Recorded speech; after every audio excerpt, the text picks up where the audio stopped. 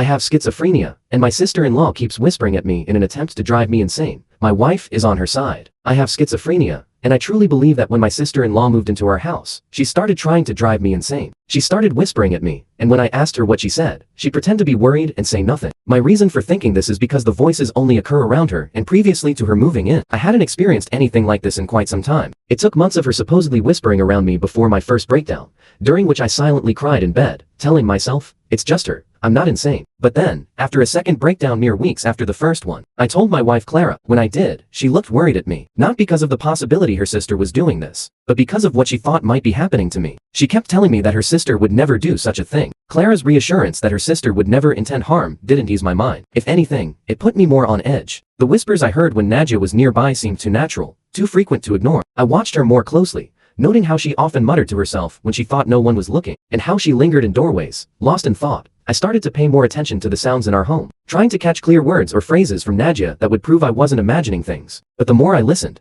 the less I seemed to understand, hearing only bits that made no sense. Clara's frustration with me grew as she saw me becoming more withdrawn and obsessed with proving Nadia was whispering. Months passed, and even though I was taking my meds right and seeing my psychiatrist regularly, the whispers that I believed were coming from Nadia continued. My doctor had adjusted my medication several times in an effort to subdue what was diagnosed as auditory hallucinations, but no adjustment seemed to make a difference. Every tweak brought a flicker of hope that quickly faded as the murmurs continued. The more I heard, the more I studied Nadia's every action, every whisper, every subtle glance, I saw as a confirmation of her intent to weaken my mental health. I was certain she was whispering, just low enough for me to hear, but without enough clarity for me to confront her directly. I felt Clara watch my condition worsen and could sense her growing concern. Initially, she dismissed my accusations as a symptom of my illness, trusting her sister completely. However, as my fixation on Nadia's supposed whispers intensified, so did the tension within our home. Clara found herself in a difficult position, torn between her loyalty to her sister and her commitment to support me. One evening, the situation escalated dramatically. While walking down the hallway,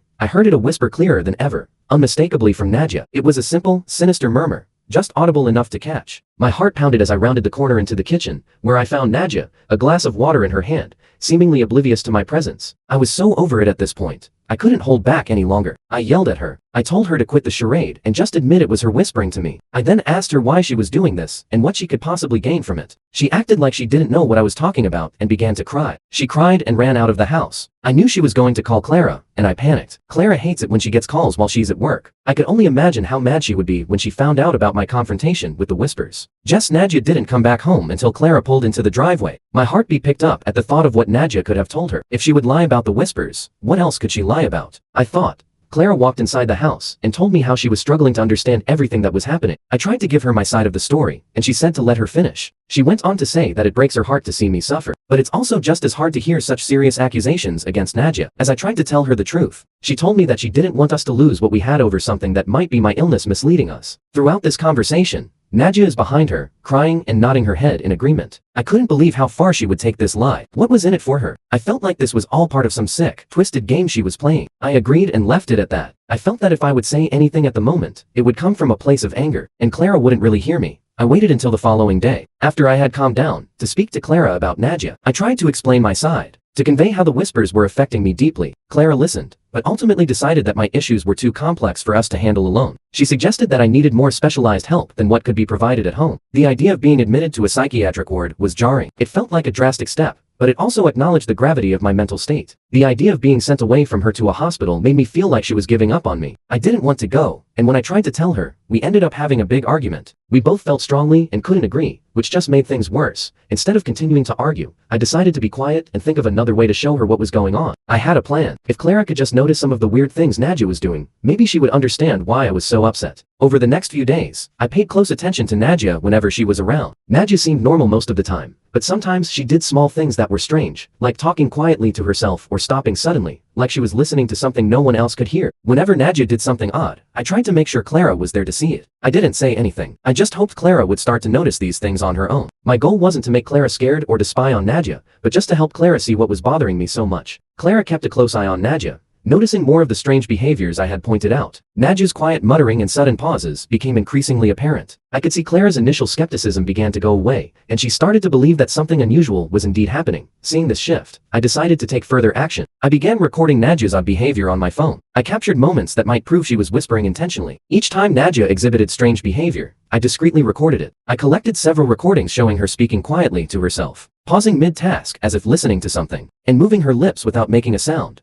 One evening, after a particularly stressful day, I went to the bathroom to wash the day off of me. The whispers had been persistent since I got home, and I needed a break. I set my phone on the bathroom counter, unintentionally leaving it recording, as I tried to gather my thoughts. As I sat there, the whispers started again. My heart began to race. It felt like Nadja was right outside, whispering directly at me. I tried to focus on the sound to catch any clear words or phrases, but it was difficult to distinguish anything specific. After a few minutes, I left the bathroom. The voices went away as suddenly as they had begun. I picked up my phone, stopping the recording without thinking much of it. It wasn't until later, when I reviewed the video out of sheer desperation to find some proof, that I made a startling discovery. In the recording, I could hear the sound of the bathroom door creaking softly. The noises started again, clearer this time, and unmistakably Nadja's voice. She was whispering just outside the bathroom door. My heart pounded as I listened. I played the recording again, making sure I wasn't imagining things. There was no doubt about it. Nadja was whispering to mess with me, and now I had proof. The realization hit me hard. I wasn't losing my mind. Someone was intentionally trying to make me think I was. Now that I had this new evidence, I felt like this was exactly what I needed to prove to Clara that I wasn't crazy, and finally get back on track with my psychiatrist. What I was experiencing was real. Nadja's whispers weren't figments of my imagination. I decided to get more evidence. As the days progressed, eventually, one evening, when I gathered enough courage, I showed Clara the recordings. She watched closely, her expression changing from concern to shock as she saw the evidence. The videos showed Nadja muttering while cooking, stopping abruptly in conversations, and speaking softly to no one. Clara's face grew pale as she processed what she was seeing. I felt the tension between us ease as we now understood one another. We decided to confront Nadja with the evidence the next evening. We asked Nadja to join us in the living room after dinner. Clara began the conversation gently, expressing concern for Nadja's well-being, and mentioning that we had noticed some unusual behavior. Nadja looked anxious as I showed her the recordings. Her composure started to crack. Her hands began fidgeting and her eyes were darting around the room, avoiding our gaze. After watching the recordings, Nadja finally broke down. When Clara had given her a moment to explain herself, her voice was barely a whisper. She admitted to whispering outside the bathroom door, in the kitchen, at dinner, and every other time. She acknowledged that she had been deliberately trying to mess with me. She looked ashamed. Clara pressed her for the reason behind her actions. She